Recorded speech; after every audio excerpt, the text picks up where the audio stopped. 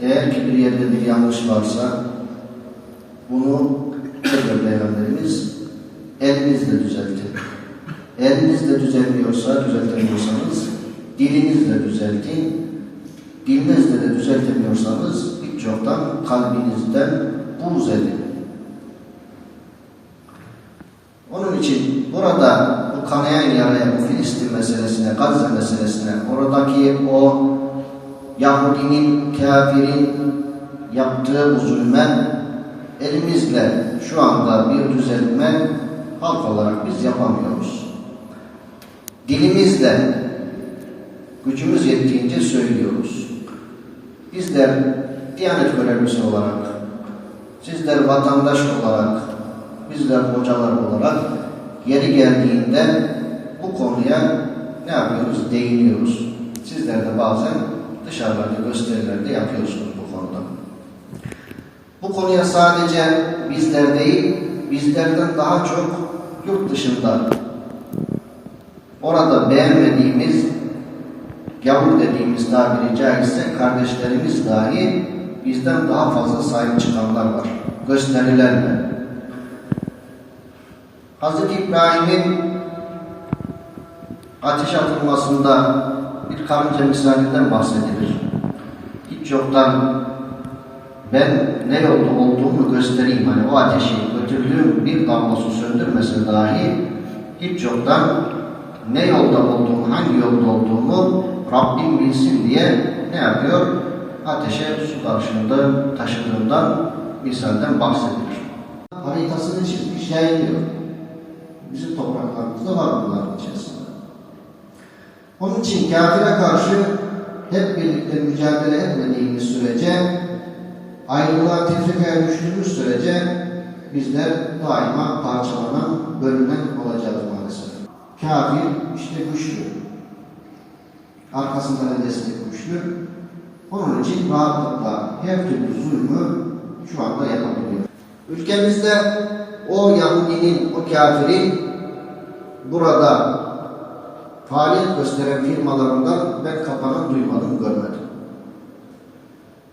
Ama yurt dışında o beğenmediğimiz, Yahudi dediğimiz o kişiler oradaki sırf bak insan olduğu için Müslüman değiller. Müslümanı da vardır içinde ama Müslüman olmayan da var.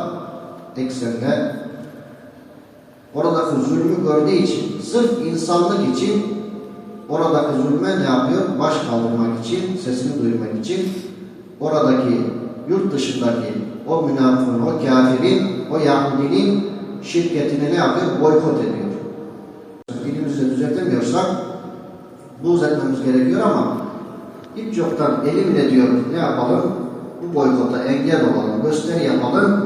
Karınca misali kalbimizi sen biliyorsun, niyetimizi sen biliyorsun. Kabul eyle ya Rabbi. Bu niyetlerimizin toplanarak bir araya gelerek daha büyük bir şekilde bu zulme karşı çıkabilmeyi cümlemize nasip ve müyesser eyle ya Rabbi. Müslüman devletlerin başındaki bu zulme sessiz kalanları sen o makamlardan az eyle ya Rabbi. Gerçek mümin, muvaffak kişilerin başımıza geçmesini sen nasip ve müyesser eyle ya Rabbi. Ya alemin ya hayrun nasip. Ülkemizi, vatanımızı, ümmetimizi de her türlü tehlikelere karşı muhafaza eyle ya Rabbi. Afat-ı araziyeden, afat-ı semaviyeden muhafaza eyle ya Rabbi. Savaşlardan muhafaza eyle ya Rabbi. Depremden, senden, yakından, her türlü felaketten muhafaza eyle ya Rabbi. Birlik beraberliğimizi daim edenlerden eyle ya Rabbi. Ayrılığa düşenlerden eyleme ya Rabbi. Bizler arasında ayrılık sokmaya, tefrika sokmaya çalışanlara fırsat verme ya Rabbi. Biliyoruz bizler için de oyunlar, tuzaklar kuruluyor. O münafıkların, o kafirlerin kurduğu tuzaklara, en hayırlı tuzaklarına sen karşılık ver ya Rabbi. Senin rızayın doğrultusunda yetişenlerden eyle ya Rabbi. Bizleri de onları Kur'an ve sünnet çerçevesinde yetiştirebilmeyi cümlemize nasip ve müyesser eyle ya Rabbi. Ülkemize huzur ihsan eyle ya Rabbi. Ümmeti Muhammed'e huzur ihsan eyle ya Rabbi.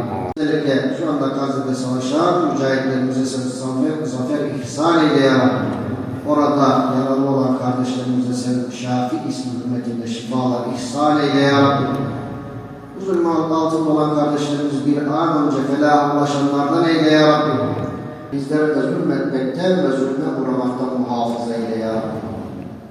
Allahümme salli ala seyyidina Muhammedin salaten cüz'ila biha cemi'l ehval ve afat ve tamdilena biha cemi'l hacat